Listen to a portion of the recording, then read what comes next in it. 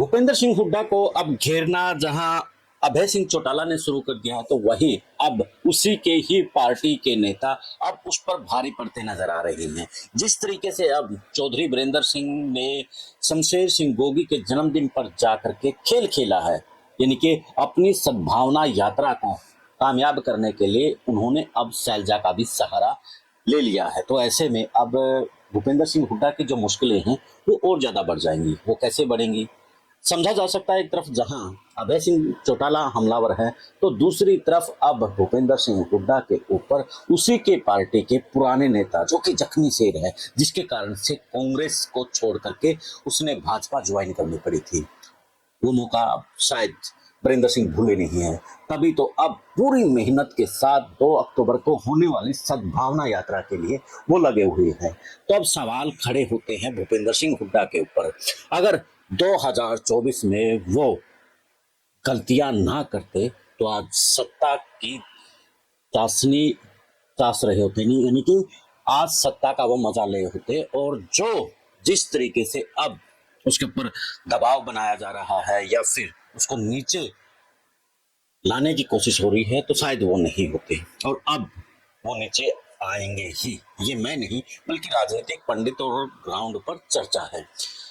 तो क्या आपको भी लगता है कि भूपेंद्र सिंह हुड्डा वास्तव में नीचे आएंगे?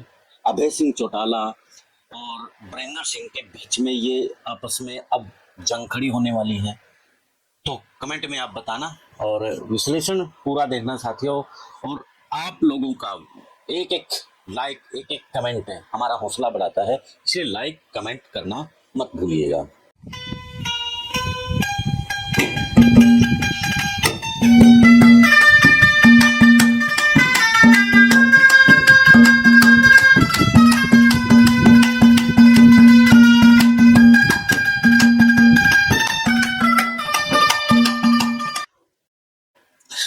हरियाणा की सियासत में इस वक्त पूरी गहमा गहमी है। जिस तरीके से चुनाव के बाद बिल्कुल ठंडी हरियाणा की सियासत हो गई थी और हम जैसे पत्रकार भी कहने पर मजबूर हो गए थे कि नायब सिंह सैनी बड़े लक्की इस मामले में कि पहली बार बिल्कुल खामोश तरीके से सरकार चल रही है, ना कोई बोल रहा है ना कोई कुछ कर रहा है। इनके शांति, विपक्ष भी शांत है और दूसरी जो पार्टियां हैं विपक्षी तो कांग्रेस है, दूसरी पार्टियां वो भी खामोश है। लेकिन एकदम से जलजला आता है और सैनी के खिलाफ एक बड़ा यानी कि पार्टियां मजबूत होने की कोशिश करती हैं। हाल फिलहाल वो उस तरीके के मुद्दे नहीं उठा पा रहे हैं, अभी अपने आप को वो उठा रहे हैं। जब जनता की आवाज उठाएंगे तब कहेंगे कि सैनी के ऊपर वो भारी पड़ रहे हैं। अब वीरेंद्र सिंह ने एक तरफ सद्भावना यात्रा रखती है, तो दूसरी तरफ अभय सिंह चौटाला ने अपने दादा के जन्मदिन के ऊपर एक बड़ी हुंकार भरी है, और वो भी भूपेंद्र सिंह हुड्डा के घर में। तो अब ये कहना पड़ेगा कि हरियाणा की सियासत में देखो उबाल तो आया है।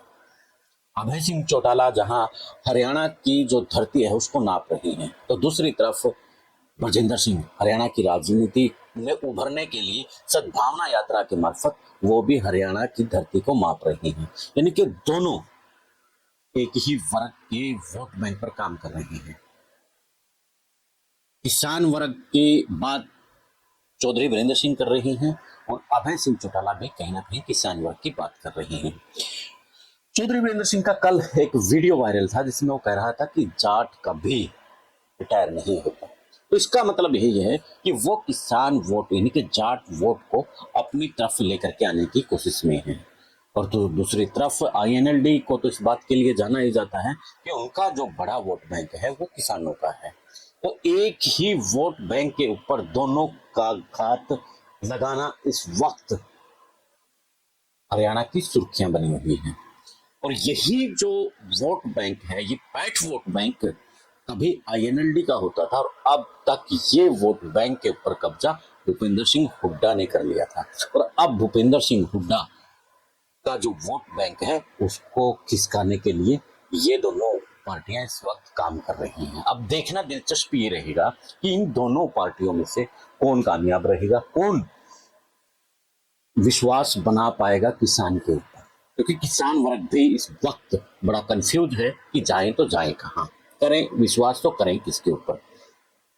अभय पर इसलिए थोड़ा सा विश्वास डगमगाया हुआ क्योंकि उन्हीं के परिवार दुष्यंत चौटाला ने विश्वास किसानों का तोड़ा था। तो दूसरी तरफ वीरेंद्र सिंह ने भी तो कम नहीं, 2014 में बीजेपी के साथ जाकर के सरकार बनाई, जब 3 कानून बनाए जा रहे थे तो वो बात भी वायरल है इस वक्त। जब 3 कानून को लेकर के संसद में आवाज उठनी चाहिए थी तो ये छोटू राम परिवार से था, इनकी आवाज क्यों नहीं उठी? ये सोशल मीडिया पर वायरल हो रहा है। तो देखना दिलचस्प रहेगा कि किस पर विश्वास किसान वर्ग जताएगा।